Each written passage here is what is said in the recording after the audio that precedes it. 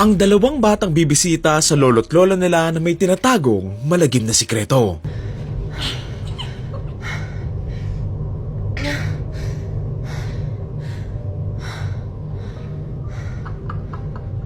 get you. Going to get you, Becca.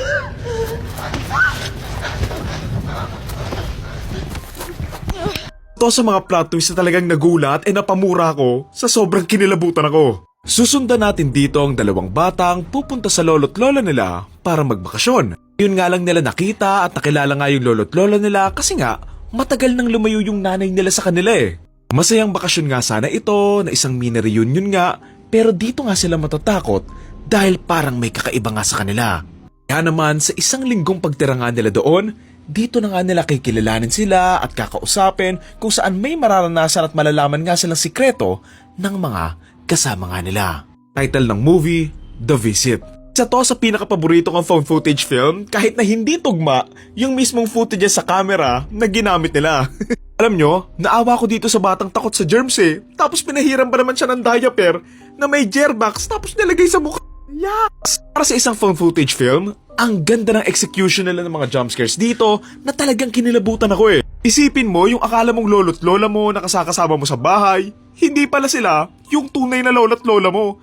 Yung palang nakakatakot na eh. Takot ako dito yung naglalakad nga sa gabi yung lola nila, yung hinahabol sila ng lola sa ilalim ng bahay, nung pinasok sa oven yung batang babae, yung nilabanan ng batang babae yung lola nga niya doon sa may kwarto, and syempre, yung nakita nga niya yung lolo't lola niya na tegi na nga doon sa basement ng bahay. Nagustuhan ko pa dito, hindi lang sila basta-basta umaasa nga doon sa mga jump scares para nga manakot, but also maganda yung ambience and yung build-up nga na ayun yung mas nagsisell ng mga scares dito eh. I also like about the story na itago nila ng maigi yung twist nga sa dulo. Siyempre kung napanood mo na to, mahalata mo na, pero kung first time mo itong mapanood, mahirap siyang i-predict kasi nga may mga weirdo naman talagang matatanda eh. Itago nga nila to seamlessly, like kung meron away nga yung nanay niya doon sa mga magulang niya, kaya nga hindi niya hinatid yung mga bata, yung picture nga sa ref na yung tunay pala talaga is yung mga katabi talaga, tapos syempre, yung mga bumibisita na naghahanap nga doon sa tunay nilang lolo't lola. Takot nga ako dito nung tatakas dapat sila tapos may nakita siya nakalambitin dito, wala, sobrang low-key lang yung panakot. Akala ko din kasi noong una kaya nga hindi sila nagpapakita doon sa organization nila kasi nga siguro matatanda na or dahil nga may bisita sila or siguro may sakit or may nangyayaring weird lang talaga sa kanila.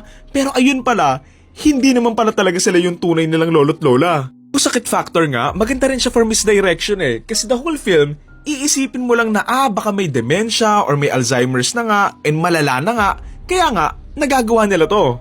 Ang galing pa umakting ng dalawang bata dito na ang ganda ng chemistry nila bilang magkapatid, naramdam mo yung older sister and younger brother vibes eh. Ako lang ba? Or kahawig ng bata dito si Billie Eilish? Ang tagal ko nang iniisip yan eh. By the way, nagustuhan ko rin palang moment dito ng batang lalaki, yung nilabanan nga niya yung matandang lalaki. Kasi nga, parang callback to nung kinuwento nga niya na hindi nga niya nagawa before, and ngayon, ginawa na nga niya.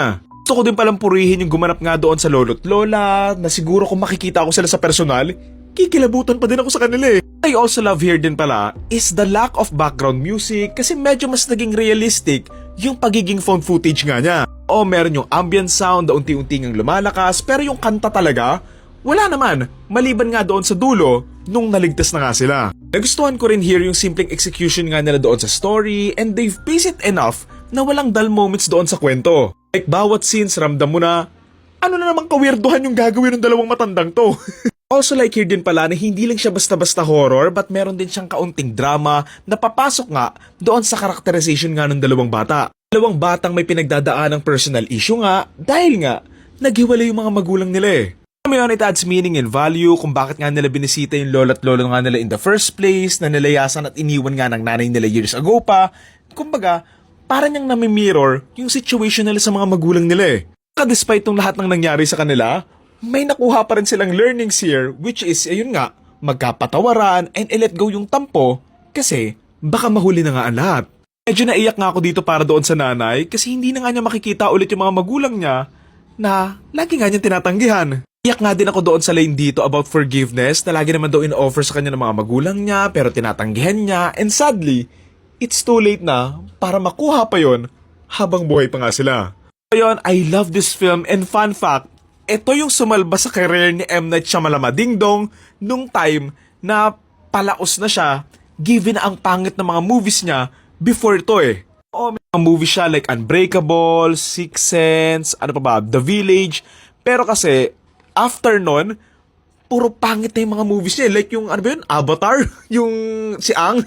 Pero sa tingin ko, mas naging maganda to dahil nga low budget and more on, may personal touch talaga siya. And ramdam mo yung sincerity doon sa mismong paggawa. So yun lang, again ang title ito ay Visit. And ang torta rating ko for this film ay 7.5 or 8 out of 10.